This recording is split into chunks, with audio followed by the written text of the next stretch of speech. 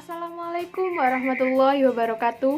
Kami dari kelompok 8. Di sini kami akan menjelaskan tentang prinsip materi ajar, sumber belajar dan media materi ajar, tugas dan latihan materi ajar, dan yang terakhir kerangka materi ajar untuk memenuhi tugas dari mata kuliah Bahasa Indonesia sebagai bahasa asing. Perkenalkan, nama saya Hosiana Alda Rizky. Di sini saya akan menjelaskan terkait prinsip yang ada pada pembelajaran BIPA, dan kali ini kita akan menjelaskan terkait unit atau materi tentang perkenalan diri atau introduction. Ya, kita akan simak penjelasannya berikut ini. Ya, baiklah. Sekarang kita masuk ke penjelasan terkait prinsip-prinsip yang ada pada saat pembelajaran BIPA.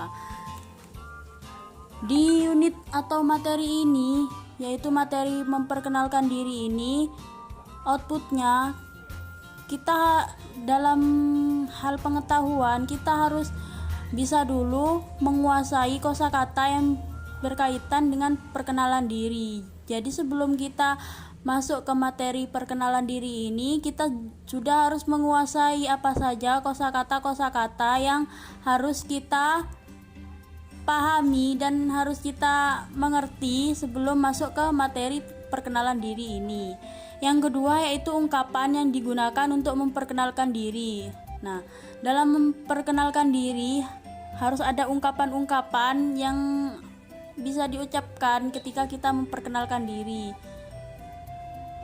Misalkan, ya di sini saya akan memperkenalkan diri saya, nama saya, dan seterusnya. Yang ketiga yaitu ungkapan sapaan. Ungkapan sapaan di sini contohnya bisa dengan kalimat hai atau hello, selamat pagi, selamat siang, atau bisa dengan salam. Yang keempat yaitu fungsi sosial, struktural, teks, dan ciri kebahasaan. Fungsi sosial dari perkenalan diri ini adalah kita mensosialisasikan apa terkait diri kita sendiri, apa yang ada di dalam diri kita. Misalkan kita memberitahu nama kita kepada orang lain yang ingin tahu identitas diri kita. Nah, struktur teksnya juga kita harus tahu apa saja yang harus disampaikan kepada pendengar kita atau lawan bicara kita. Yang ketiga yaitu ciri kebahasaan teks deskriptif yang tepat. Teks deskriptif ini adalah teks yang mendeskripsikan. Teks deskriptif ini cocok untuk materi memperkenalkan diri karena di sini kita mendeskripsikan siapa diri kita, mulai dari nama, umur, tempat tanggal lahir, bisa jadi juga ini alamat rumah, hobi, dan lain sebagainya. Pada keterampilan, dan di sini poinnya kita ya membahas keterampilan menyimak.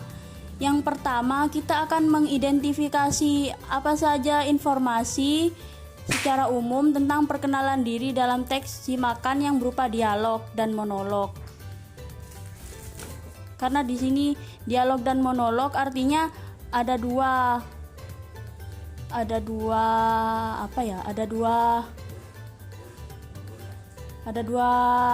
macam simakan.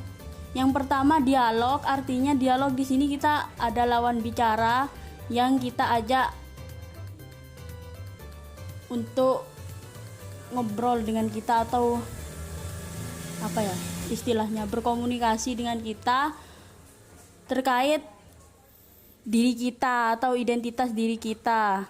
Nah, kalau monolog di sini kita tidak ada lawan bicara yang akan memberi tanggapan terhadap kita, tapi kita hanya sekedar memperkenalkan diri begitu saja. Misalkan ini seperti ketika akan melamar pekerjaan yang secara online, misalkan video perkenalan dirinya diupload di YouTube atau di Instagram, seperti itu. Yang kedua yaitu mengidentifikasi ungkapan-ungkapan dan kosakata yang berkaitan dengan perkenalan diri dalam simakan yang berupa dialog dan monolog. Jadi nanti ungkapan-ungkapan tersebut akan diidentifikasi dan kosakatanya yang sesuai dengan ini perkenalan diri. Jadi yang berupa dialog dan monolog. Jadi nanti kita akan tahu apa saja kosakata yang ada dalam bahan simakan tersebut, baik itu yang berupa dialog atau berupa monolog. Yang ketiga itu mencentang informasi berdasarkan bahan simakan. Jadi nanti kita akan tahu apa saja informasi yang ada di dalam bahan simakan tersebut. Yang keempat yaitu mengisi dialog rumpang berdasarkan simakan. Nah, dari poin yang kedua kita akan bisa tahu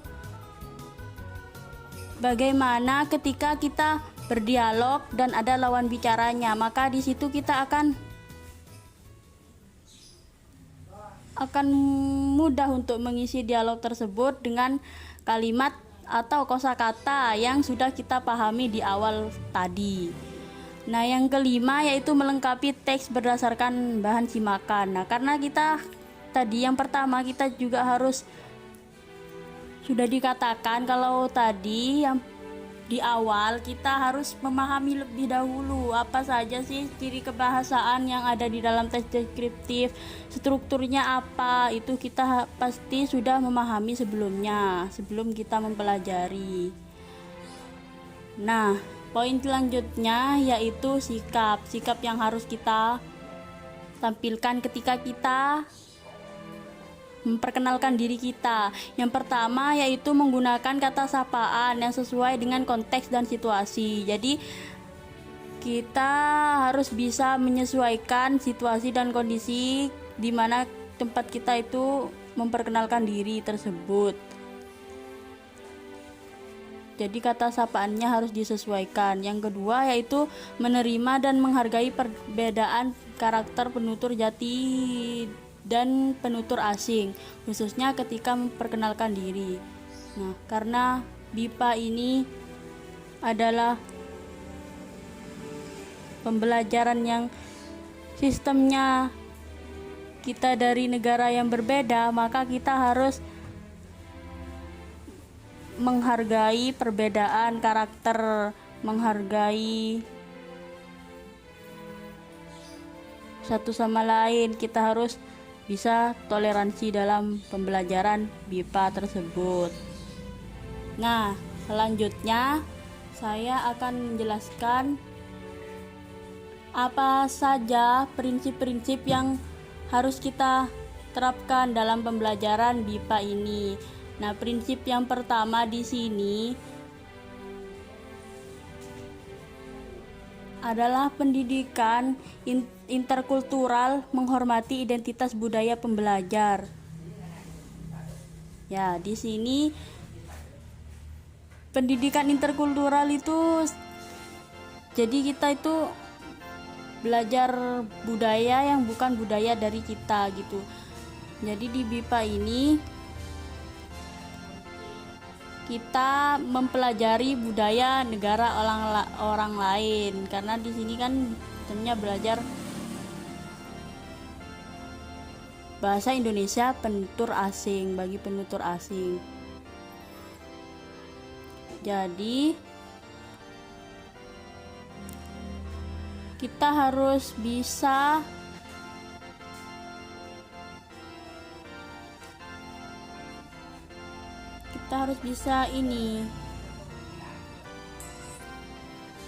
menghormati identitas budaya pembelajar. Misalkan orang yang belajar bahasa Indonesia dari Amerika atau dari Australia, kita harus menghargai budaya mereka, dan mereka juga bisa dengan nyaman mempelajari budaya yang ada di Indonesia. Prinsip yang kedua yaitu Pendidikan interkultural memberikan pembelajar pengetahuan budaya, keterampilan budaya untuk meningkatkan keaktifan dan partisipasi dalam masyarakat. Ya, di sini ketika kita belajar BIPA, maka kita akan sedikit paham tentang budaya apa saja yang ada di Indonesia. Kita akan mempelajari keterampilan budaya kita dan kita akan ikut berpartisipasi dalam masyarakat, dalam kegiatan sosial misalkan. Nah, prinsip yang ketiga di sini adalah pendidikan interkultural memberikan pembelajaran pengetahuan budaya, keterampilan budaya sehingga memungkinkan pembelajar untuk menghormati dan memiliki rasa kesetiakawanan di antara individu-individu, etnik, sosial, budaya, agama, dan bangsa. Nah, dari prinsip yang ketiga ini kita diajarkan untuk bertoleransi, di mana ketika belajar ini pasti adanya perbedaan, adanya ketidaksamaan pendapat atau adanya ketidaksamaan budaya, adanya ketidaksamaan agama. Maka di sini kita juga akan belajar bagaimana toleransi antar budaya yang berbeda. Nah, kita akan menemukan perbedaannya di mana kita akan tersadar nilai positif dari perbedaan budaya tersebut dan menghormati warisan budaya yang ada. Kita akan tahu, menambah pengetahuan baru tentang warisan budaya. Kita akan memahami dan menghormati budaya orang lain. Kita akan tahu bagaimana pentingnya kerjasama internasional, dan berkat mereka juga bahasa Indonesia bisa menjadi bahasa internasional nantinya. Yang kita juga harus bisa menghormati perbedaan pola pikir antara negara kita dengan negara yang belajar bahasa kita.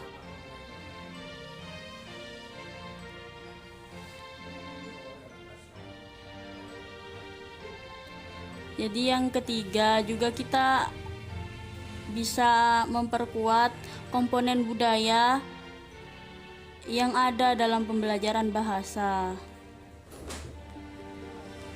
sehingga kita belajar bahasa, kita mempelajari BIPA ini ada manfaatnya, ada outputnya nanti untuk ke depan.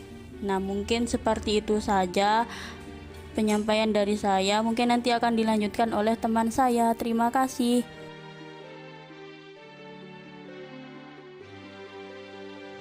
Sumber belajar. Apa itu sumber belajar? Sumber belajar adalah semua sumber baik berupa data, orang, dan wujud tertentu yang dapat digunakan oleh peserta didik dalam belajar, baik secara terpisah maupun terkombinasi sehingga mempermudah peserta didik dalam mencapai tujuan belajar atau mencapai kompetensi tertentu. Sumber belajar hendaknya disesuaikan dengan kebutuhan penutur asing.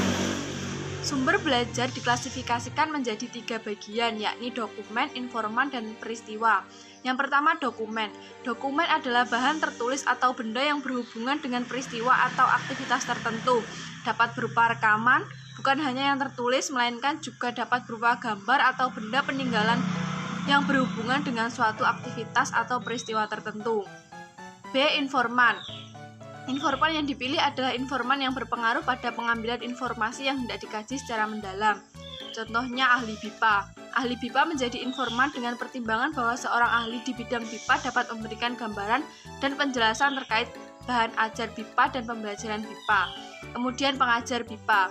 Pengajar BIPA dipilih menjadi informan dengan pertimbangan bahwa segala program yang berkaitan dengan kelas untuk mahasiswa asing dirumuskan pengajar BIPA. Yang ketiga, tutor BIPA. Tutor BIPA yang dimaksud adalah mahasiswa yang mengambil konsentrasi BIPA dan mendapatkan kesempatan untuk mengajar. Yang C, peristiwa atau aktivitas. Sumber peristiwa bertujuan untuk mengetahui terjadinya sesuatu dengan pasti dan jelas.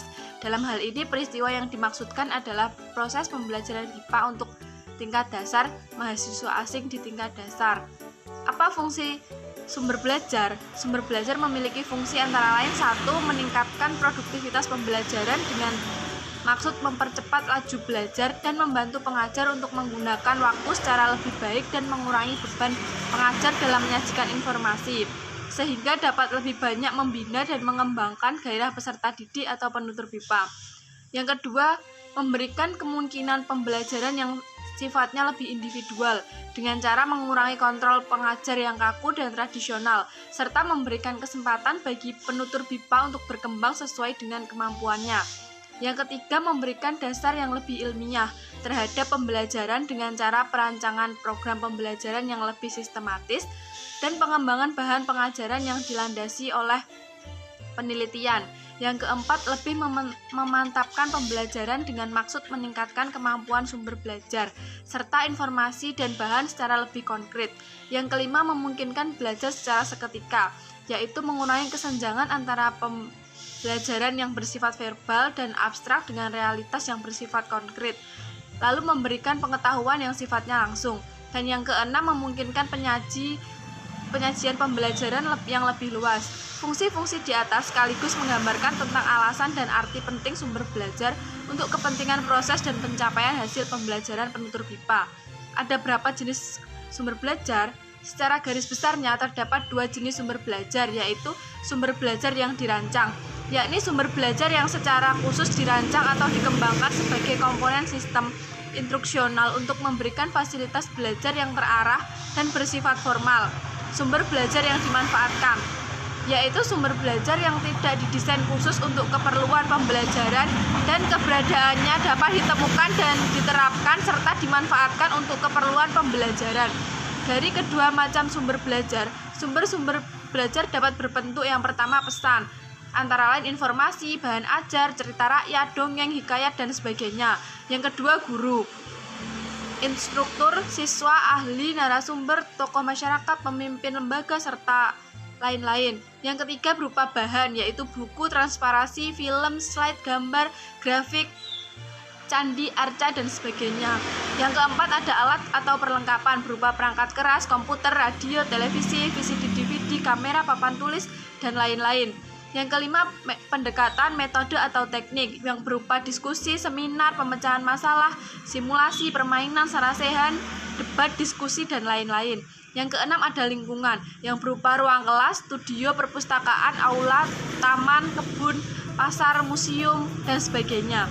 Apa kriteria memilih sumber belajar? Sumber belajar harus memperhatikan kriteria sebagai berikut.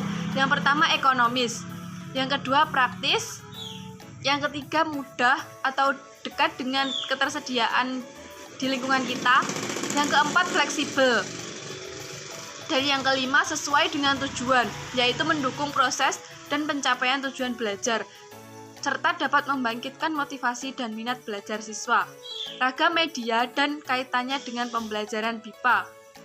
Ada beberapa ragam antara lain media grafis, yaitu berupa gambar atau foto, sketsa, denah, karikatur berangkai, poster, peta atau globe, majalah, dan surat kabar.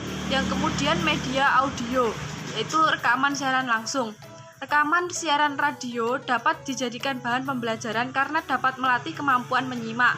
Rekaman acara apapun dapat dijadikan sebagai bahan pembelajaran dengan syarat hasil rekamannya cukup baik dan sesuai dengan tujuan pembelajaran. Rekaman siaran radio dapat dimanfaatkan untuk pengajaran menyimak. Selain itu dapat pula dijadikan pengajaran kosakata, berbicara, dan menulis.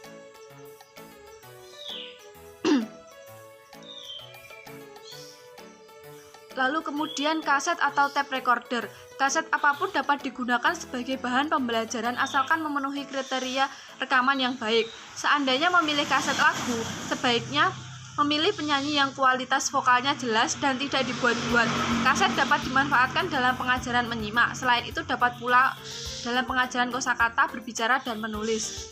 Contoh pengajarannya yaitu menyimak sebuah lagu.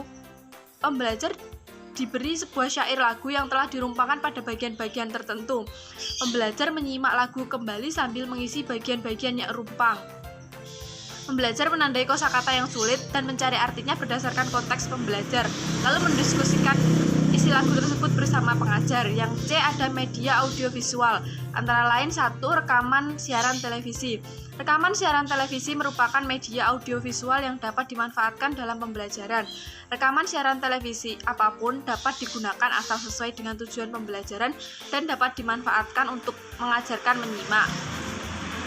Contoh pengajarannya, pembelajar menonton sebuah rekaman acara televisi, misalnya sinetron yang ceritanya tidak bersambung selama 15 menit. Pembelajar membaca tulisan-tulisan yang ada sebelum sinetron itu diputar dan mendiskusikan artinya dengan pengajar. Pembelajar berusaha memahami dialog setiap adegan dan bila ada kosakata sulit ia mencatatnya. Pembelajar menceritakan kembali bagian cerita sinetron yang telah ditontonnya. Yang kedua ada kaset video atau VCD. Kaset video atau VCD dapat digunakan dalam pembelajaran jika sesuai dengan tujuan pembelajarannya. Pemanfaatan media ini dapat digunakan dalam pembelajaran menyimak, lalu dapat digunakan pula dalam pengajaran membaca, kosakata, tata bahasa, berbicara, dan menulis. Contoh pengajarannya yaitu pembelajar menonton kaset video, lalu diberi deretan-deretan kata yang ada di dalam dialognya dan dimintai mencari kapan kata tersebut diucapkan. Bila dalam deretan-deretan kata itu terdapat kata yang sulit, pembelajar mendiskusikannya dengan pengajar.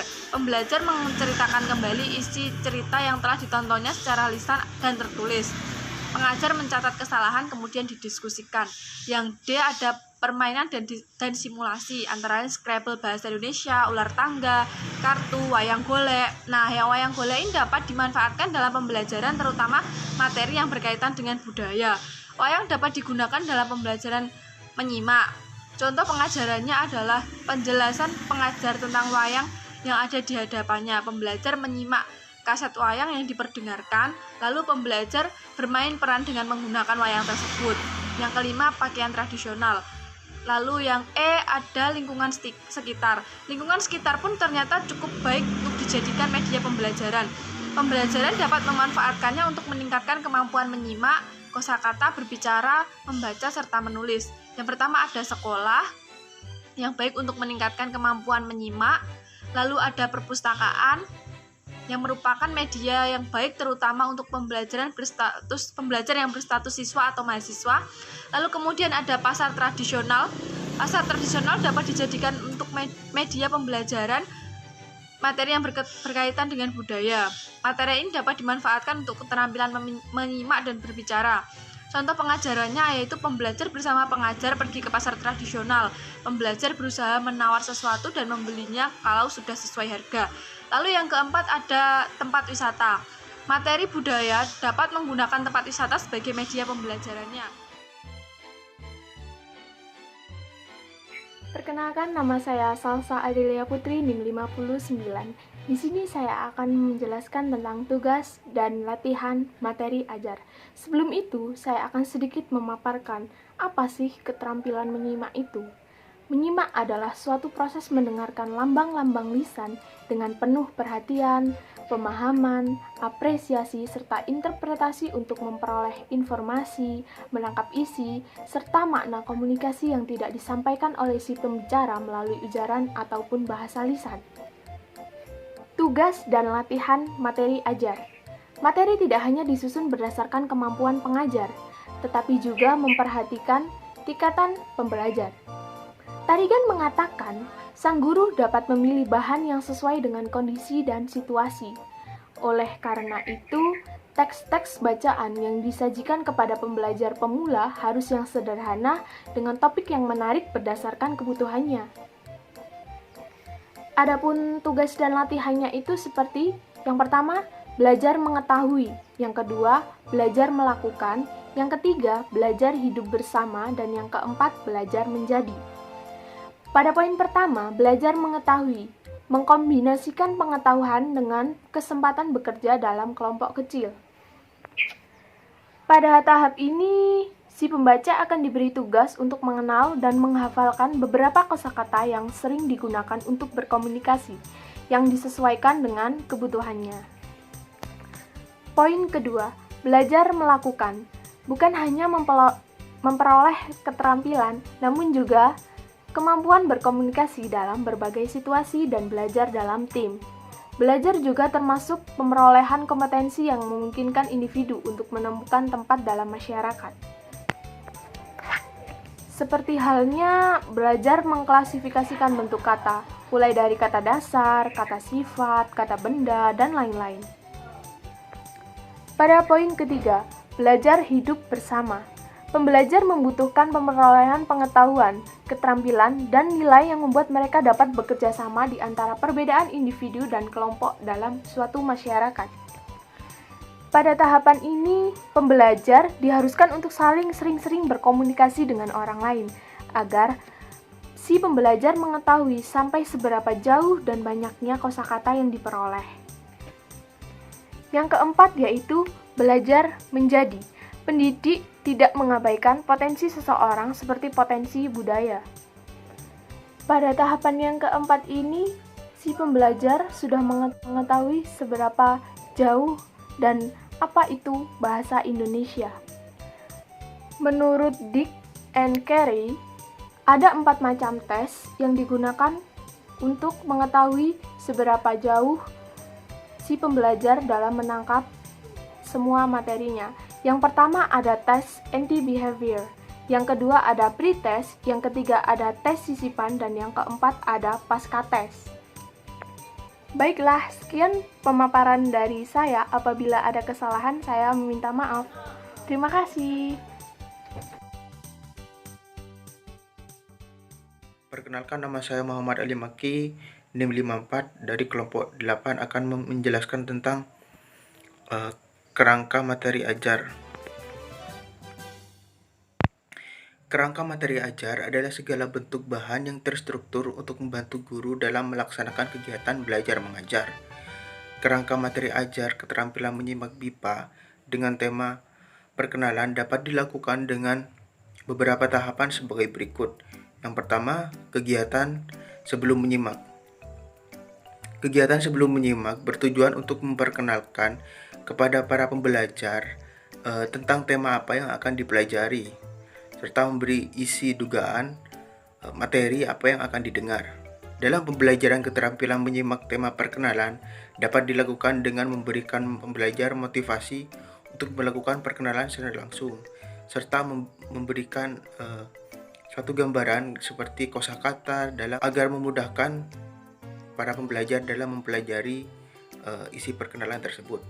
Yang kedua, kegiatan yang dilakukan selama menyimak. Kegiatan ini disesuaikan dengan tujuan menyimak yang dibedakan atas 2 macam, yaitu intensif dan ekstensif. Menyimak secara intensif bertujuan untuk memperoleh informasi secara detail, sedangkan menyimak secara ekstensif tidak perlu memahami seluruh informasi secara detail.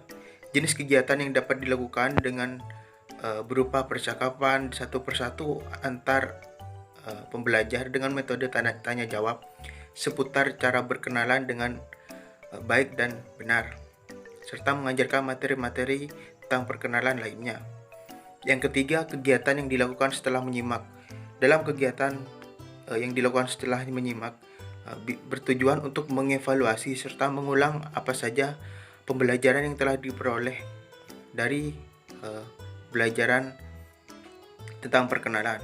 Jenis kegiatan yang bisa dilakukan adalah menunjuk satu persatu pembelajar untuk melakukan perkenalan di depan kelas dan disaksikan oleh siswa lainnya. Mungkin itu saja penjelasan dari saya. Kurang lebihnya mohon maaf. Wassalamualaikum warahmatullahi wabarakatuh.